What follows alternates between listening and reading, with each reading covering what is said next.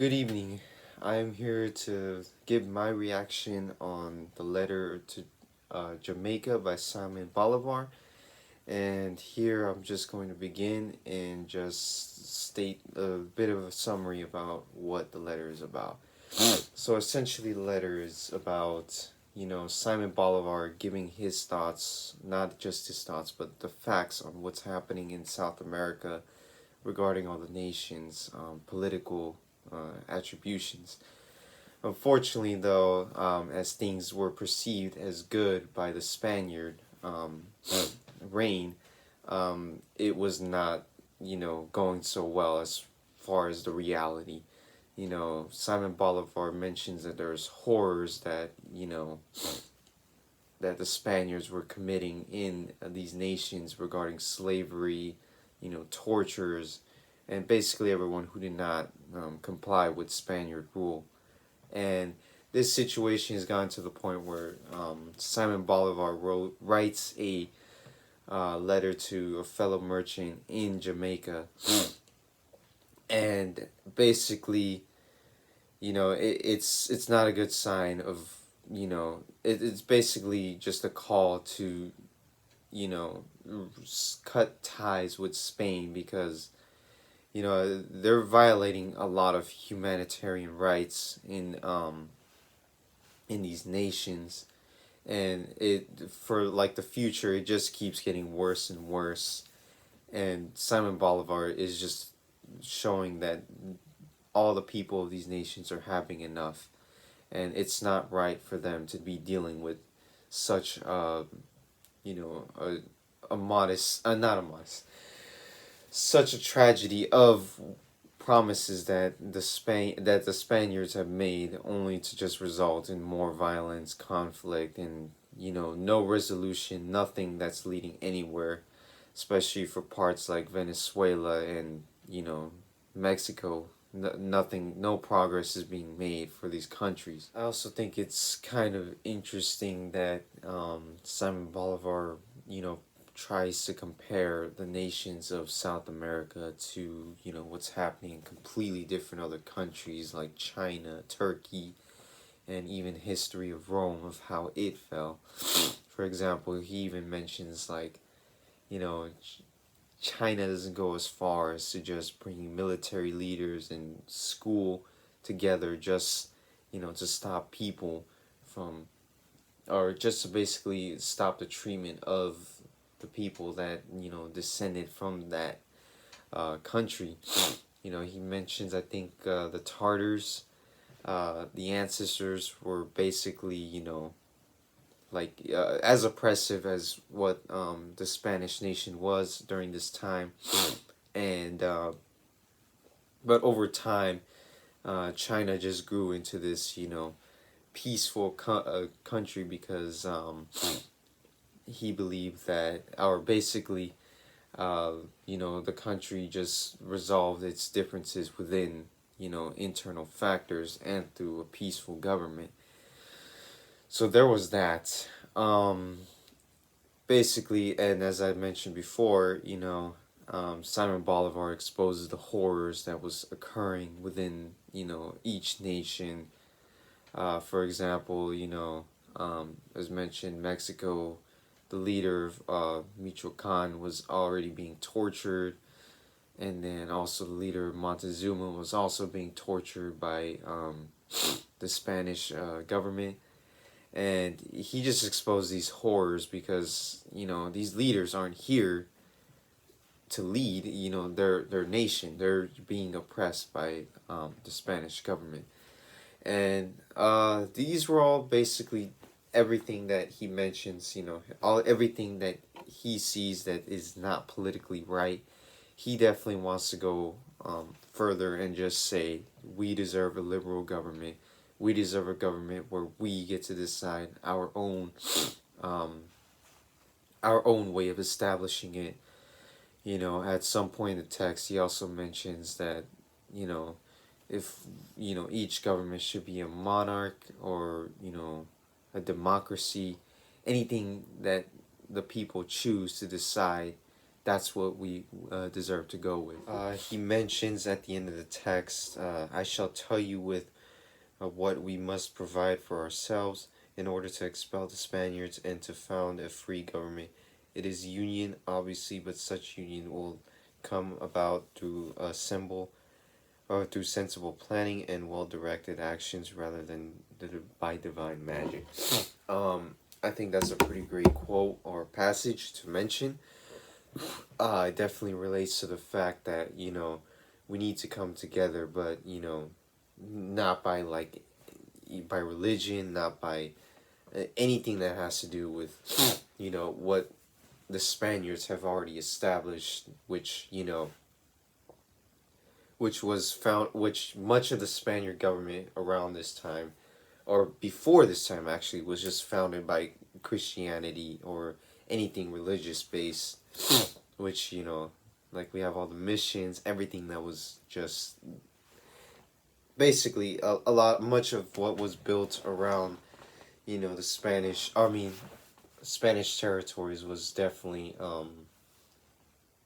in the name of God.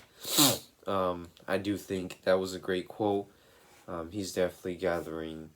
He definitely wants the nations to gather around and really understand that we need to come together to go against the Spanish government.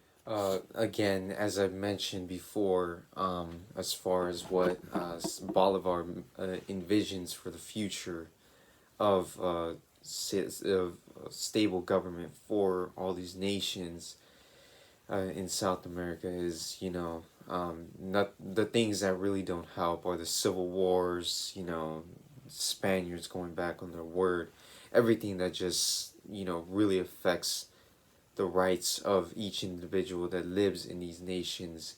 It's all being tainted by the fact that the Spaniards are just continuing to be oppressive. There's even other things that are affecting it, like taxes, being raised on landowners, and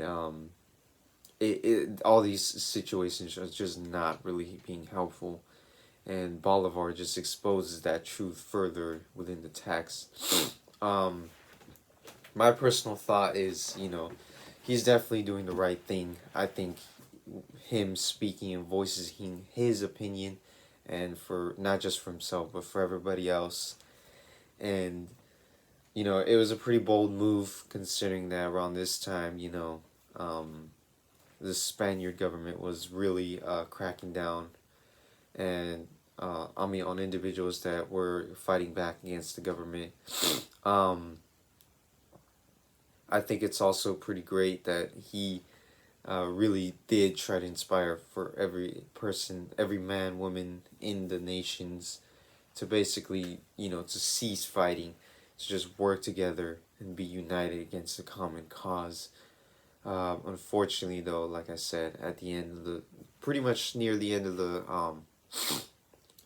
as a matter of fact, I'll mention another passage I would like to mention in Bolivar's text is right here where it says, "Generous souls always interest themselves in the fate of a people who strive to recover the rights to which the Creator and nature have entitled them, and one must indeed be wedded to error and passion, not to harbor this noble sentiment."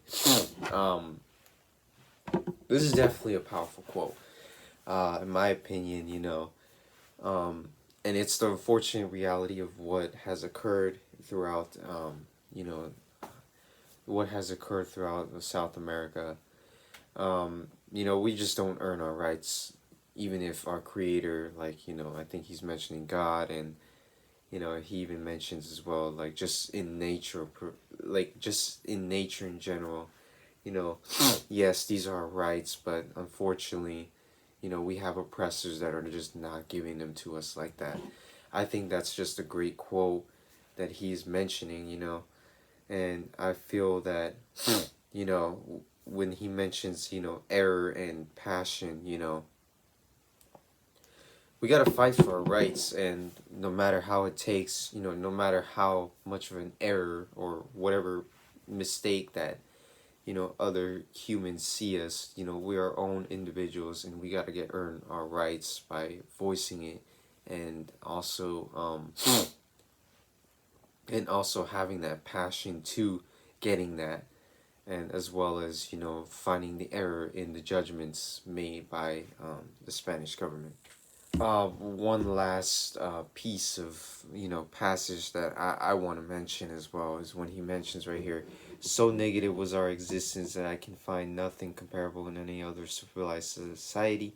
Examine as I may the entire history of time and the politics of all nations, is it not an outrage and a violation of human rights to expect a land so splendidly endowed, so vast, so rich and populous to remain merely passive? Um, that's definitely true. Like, he's basically asking why are we having all these luxuries in these lands and still we're facing these kinds of problems that other nations aren't, that have probably dealt with worse, and they still, can't get their their the same rights as the individuals of these other nations. um you know he's just pointing out the hypocrisy and the just the outrage within, like, why can't we have something that other nations have already established and probably went through something worse for?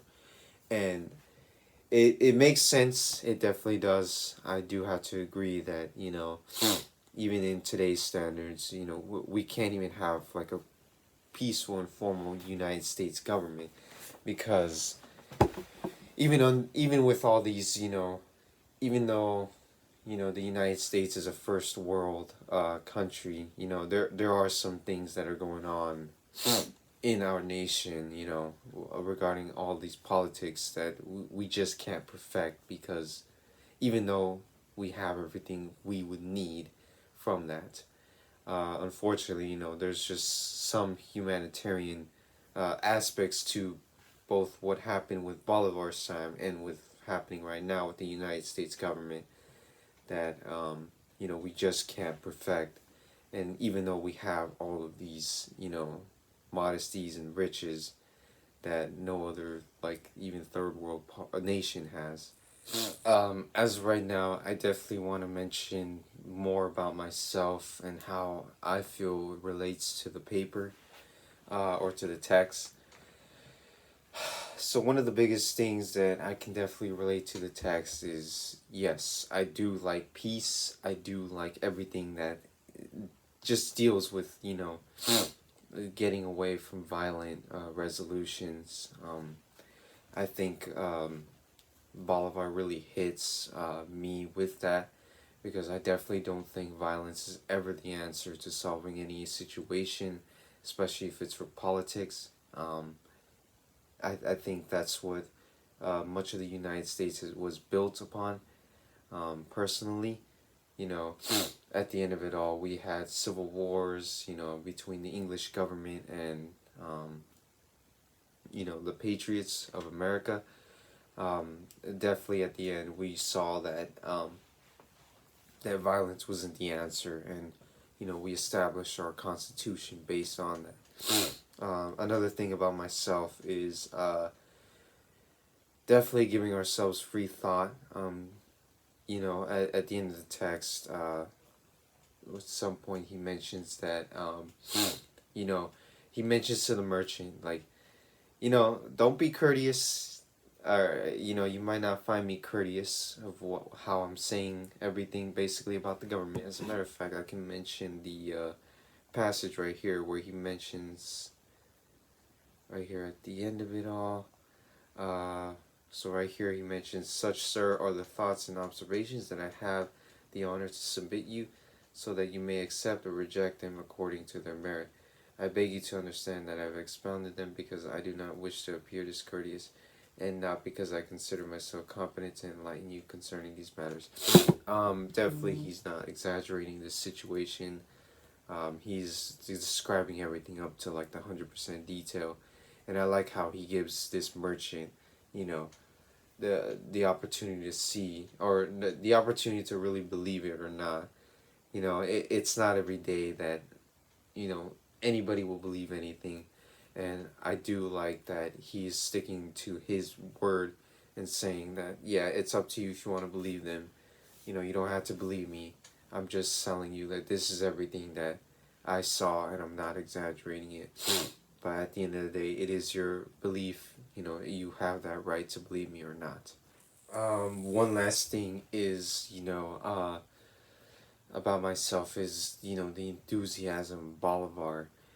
He has all these plans for like a greater America for the nation, I mean, for the world to see. And, he just remains enthusiastic. Just like me, I would remain enthusiastic for anything, even under like dire situations. So I think Bolivar does a pretty good job mentioning that. He has nothing but respect for, the nations that were built in South America. And he just has this great vision, even as far as back when Columbus landed and claimed the territory. He just thinks it's probably like the best. Like he has nothing but a better hope for the future. And for a guy like me who always has that, I think I can relate to this trait that Bolivar possesses. But other than that, I think this is my reaction to the text. And this is where I'll be concluding it. I think Bolivar does a great job of just mentioning all the details, mentioning the history of other nations, and how, and how, like, he basically tries his best to make sure that the merchant receives this information to understand what's going on under Spain's rule in South America.